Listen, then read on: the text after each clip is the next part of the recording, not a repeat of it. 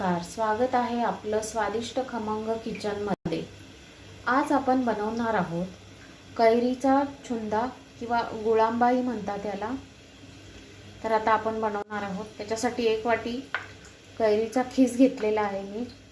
साल काढून कैरी त्याचं खीस घेतलेला आहे। पाऊण वाटी गूळ घेतलेला आहे आणि थोडी वेलची पावडर घेतलेली आहे, 1 चमचा घ्यायची आहे। आता आपण चालू करूया। इथे मी गॅसवर कढई ठेवलेली आहे, गॅस चालू केलेला आहे। आता आपण ह्याच्यात हा खीस टाकूया।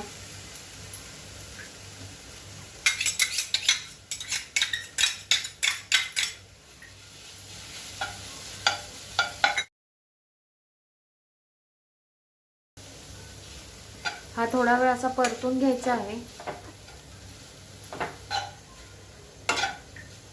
आता आपण ह्याच्यात घालणार आहोत गूळ। गूळ पण बारीक करून घेतलेला आहे।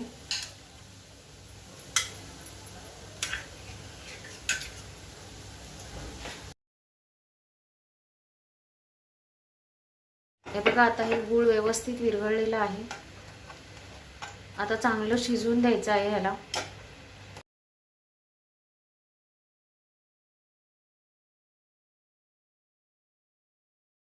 असंच आपण 5 मिनिटं शिजवून घेणार आहोत।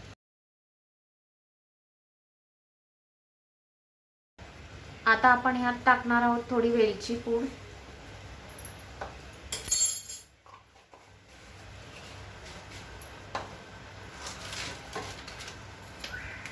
आणि आपण थोडंसं लाल तिखट टाकणार आहोत, एकदम थोडं। हे ऑप्शनल आहे, ज्यांना घालायचं आहे त्यांनी घालू शकता, नाही घालायचं आहे त्यांनी नाही घातलं तरी चालेल। त्याच्यामुळे मस्त तिखट आंबट गोड अशी चव येते। आता ह्याला 5 मिनिटं आपण असंच शिजून देणार आहोत झाकून।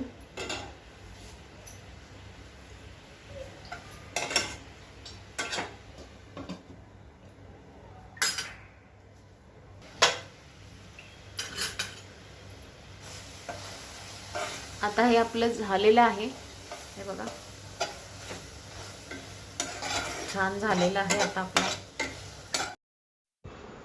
तर आपला हा आंबट गोड तिखट चवीचा अगदी झटपट बनणारा इन्स्टंट छुंदा तयार आहे।